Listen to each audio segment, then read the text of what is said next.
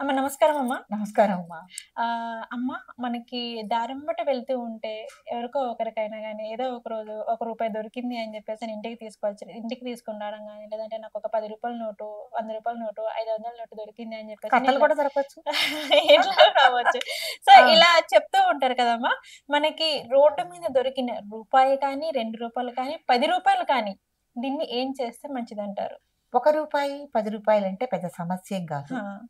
లక్ష్మీదేవి దొరికింది గాబట్టి, మనం ఎవరి దగ్గర కాజేయట్లేదు గదా! జేబులోంచి. అవును. అన్‌ఎక్స్‌పెక్టెడ్‌గా ఏ రోడ్డు మీదో ఎక్కడో దొరుకుతుంది. బస్సుల్లోనో ప్రయాణం చేసేటప్పుడో ఎక్కడో దొరుకుతుంది. హ్మ్.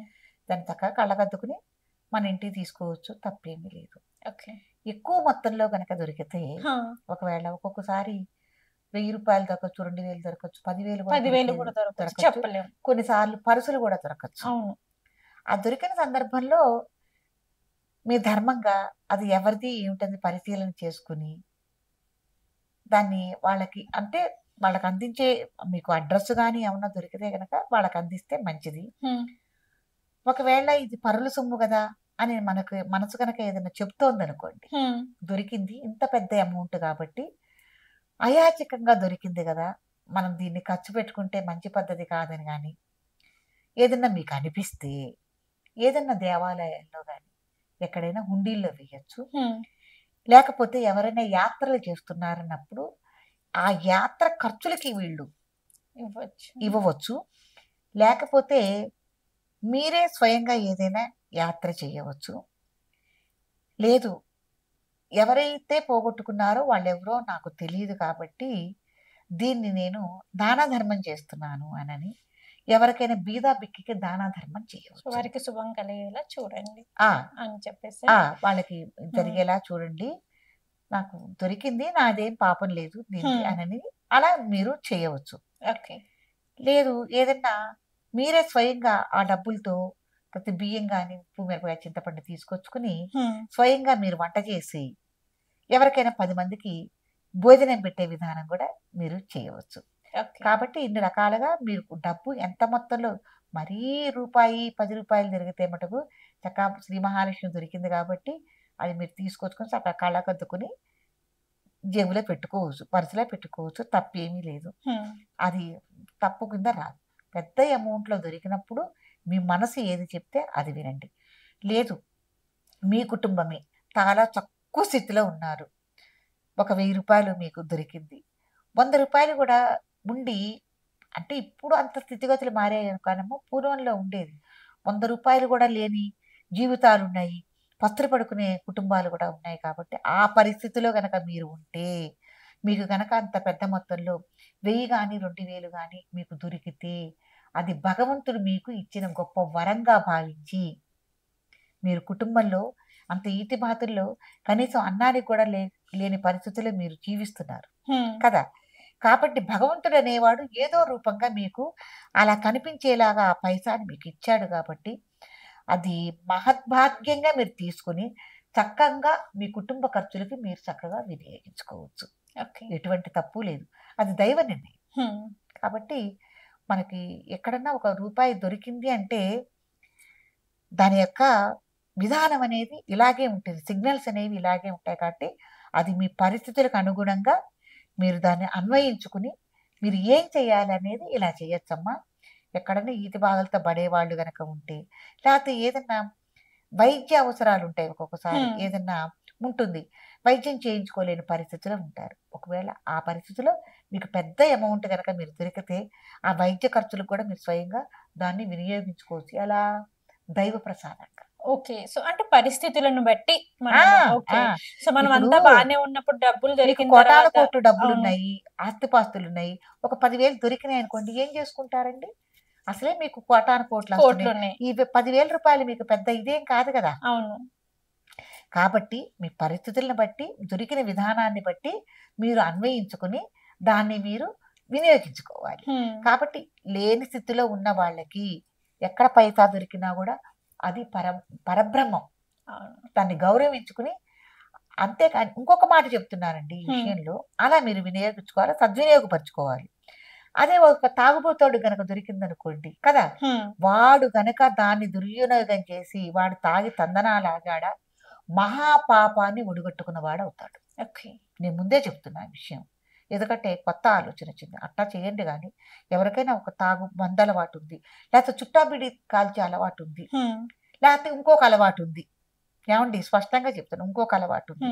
అట్లాంటి వాళ్ళు గనక ఈ దొరికిన సొమ్ముని అట్లా దుర్వినియోగం చేశారా, మహాపాతకాన్ని మీరు మూటగట్టుకున్న వాళ్ళు అవుతారు, మహాపాపం పోతారు, ఆఖరికి పురుగులు పడి మరణిస్తారు అని శాస్త్రం చెప్తోంది. ఓకే. కాబట్టి దొరికిన సొమ్ము మహాలక్ష్మి, అది ఒక అనుగ్రహం. ఎవరికి ఎలా అనుగ్రహిస్తుందో మనం అంటారు చెప్పలేము. కదమ్మా మనకి ఆ. పరుల సొమ్ము పరమామృతం ఆ, అని చెప్పేసని. కాదా? కాబట్టి అవును. దాన్ని మీరు చూడండి. ఎవరైనా మరీ ఆస్తిపాస్తులు ఉన్న వాళ్ళకి రూ. 1, రూ. 10 దొరికితే అది పెద్ద విషయం ఏం కాదు. చక్కగా దేవుడి గుడి దగ్గర తీసుకెళ్ళి దాన్ని కొన్ని రోజులు అక్కడే పెట్టి అలా ఉంచేసి పూజ చేసుకోండి. అలా పూజ తప్పేం లేదు. చేసుకుంటే తప్పేం లేదు. తప్పేం లేదు. అట్లీస్ట్ మనం ఆ డబ్బులతో వేరే ఎవరికైనా దానం చేసినా గానీ తప్పేం తప్పేం లేదు. లేదమ్మా. చెయ్యొచ్చు, అంతే. చెయ్యొచ్చు. కాకపోతే ఏంటంటే మనకి దొరికిన శ్రీ మహాలక్ష్మి కాబట్టి వెంటనే దానం చేయొద్దు. ఎందుకు దొరికిందో మనకు తెలియదు, ఆ సందేశం ఏంటో మనకు తెలియదు. తెలీదు. కాబట్టి కొన్ని రోజులు మీరు దేవుడి దగ్గర అలా పెట్టి దాన్ని పూజించుకున్న తర్వాత మీరు ఏదైనా సన్మార్గమైన కార్యానికి మంచి కార్యాలకు దేనికైనా మీరు వినియోగించుకోవచ్చు. ఉపయోగించుకుంటుంటే లేకపోతే జీవితకాలం మీకు గుర్తుగా అలా మీరు పూజ ఉంచుకోవచ్చు. చేసుకుంటూ కూడా ఉండొచ్చు, తప్పేమీ లేదు. ఓకే. ఓకే అమ్మా. మనకి ఎక్కడైనా దారిలో వెళ్తున్నప్పుడు డబ్బులు దొరికితే ఏం చేయాలి అనే దాని గురించి అయితే నిజంగా చాలా చక్కగా చెప్పారు. చాలా మందికి ఏంటంటే డబ్బు దొరికిన తర్వాత తెలిసింది ఏంటంటే అమ్మ తీసుకెళ్ళి మనం వెంటనే దేవుని హుండీలో పెట్టాలి అనేసి అనుకుంటారు. బట్ అలా కాకపోయినా గానీ ఈ విధంగా కూడా డబ్బు దొరికితే మనం వాడుకోవచ్చు. అనేక సంకేతాలు ఉన్నాయి దీనికి. అనేక సంకేతాలున్నాయి. అన్నిటికి మించి ఏంటంటే మనకు ఒక లక్ష్మీదేవి మనకి దొరికింది అన్నట్టు సంతోషంగా ఫీల్ బాధలో అవ్వచ్చు. ఉన్నవాళ్ళు అవును. కొంతమంది కుటుంబాల్లో ఎవరిని దేహిని అడగలేరు, అవును. అడగలేరు. ముష్టెత్తలేరు. చాలు వాళ్ళు ఇంట్లోనే బాధపడుతూ ఉంటారు. స్వామి, దేవుడా, భగవంతుడా అంతెందుకమ్మా. మాకెట్టా అవును. దోవ చూపిస్తావు ఏంటని. హాస్పిటల్‌కెళ్తే ఎంతో మంది డబ్బు లేక ఆ, ఎంతో అల్లాడిపోతూ కాబట్టి ఆ ఉంటారసలు. టైంలో మీకు అది అలా కరెక్ట్ గా మీకు సూటబుల్ అయ్యేలాగా దొరికింది అంటే అది దైవానుగ్రహమే కదా. అంతే కదా! మనం ఏం దొంగతనం చేయట్లేదు, పక్కవాడి జేబులో మనం కాజేయటం లేదు కదండి. అవును. అలా మీరు దొరకాలని కోరుకోవటం లేదు. స్వామి ఏదైనా దోవ చూపించు, మార్గం చూపించని ప్రార్థిస్తున్నాం. అవును. కాబట్టి ఇంకొక మాట ఉందండి దీనికి. ఒక సామెత ఉంది, ఎప్పటికైనా పెట్టిన వారికి పుట్టిందే సాక్షి, హ్మ్. నట్టడవులకైనా నడిచవచ్చు నానా పదార్థాలు అని అంటారు. ఓకే. కాబట్టి ఎప్పుడైనా నువ్వు పెట్టుంటే ఆ పెట్టిన దానికి ఈ రూపంగా సాక్ష్యంగా నీకు ఈ రోజు నీ పైసా లభించుండొచ్చు హ్మ్. కదా. అవును. కాబట్టి అది మీరు మంచిగానే పరిగణలోకి తీసుకోవాలి. ఓకే. ఓకే అమ్మా. మనకేదైనా అనివార్య కారణాల వల్ల మనం ఎక్కడికన్నా వెళ్తున్నప్పుడు డబ్బు దొరికితే ఫస్ట్ ఆఫ్ ఆల్ దాన్ని మనం ఏం చేయాలి అనే వాటి గురించి అయితే మాకు నిజంగా చాలా చక్కగా డబ్బనే కాదండి, ఏదైనా ఏదైనా.